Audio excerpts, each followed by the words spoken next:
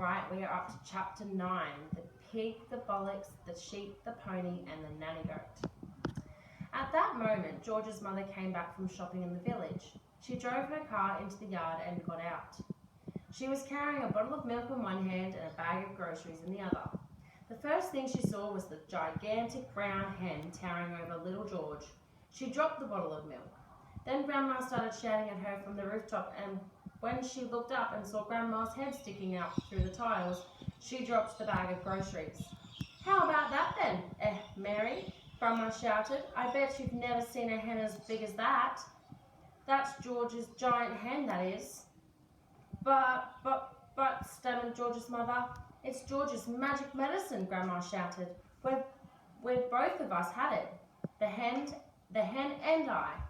"But how in the world did you get up in the roof?" cried Mother. "I didn't," crackled the old woman. "My feet are still standing on the floor in the living room." This was too much for George's mother to understand. She just goggled and gaped. She looked as though she was going to faint. A second later, George's father appeared.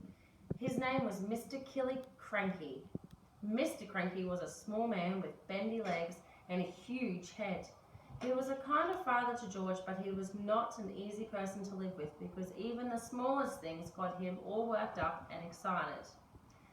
The hen standing in the yard was certainly not a small thing, and when Mr. Cranky saw it, he started jumping about as though something was burning his feet. "Great heavens!" he cried, waving his arms. "What's this? What's happened? Where did it come from? It's a giant hen. Who did it?" "I did," George said. "Look at me," Grandma shouted from the rooftop. "Never mind about the hen. What about me?" Mr. Cranky looked up and saw Grandma. "Shut up, Grandma," he said. It didn't seem to surprise him that the old girl was sticking up through the roof. It was the hen that excited him. He had never seen anything like it. But then, who had? "It's fantastic," Mr. Cranky shouted, dancing around and around. "It's gigantic. It's tremendous. It's a miracle. How did you do it, George?" George started telling his father about the magic medicine.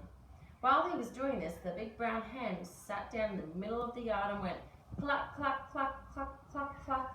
Everyone stared at it. When it stood up again, there was a brown egg lying there. The egg was the size of a football.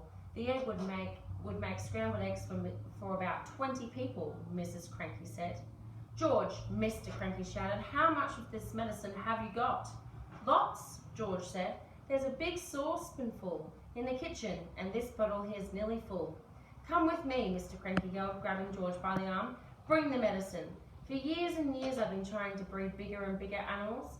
Bigger bulls for beef, bigger pigs for pork, bigger sheep for mutton." They went to the pigsty first. George gave a spoonful of medicine to the pig. The pig blew smoke from its nose and jumped about all over the place. Then it grew and grew.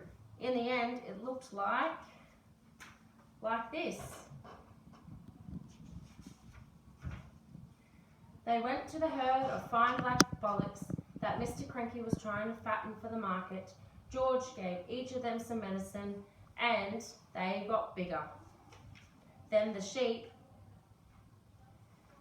he gave some to his grey pony, Jack Frost, and finally, just for fun, he gave some to Alma, the nanny goat.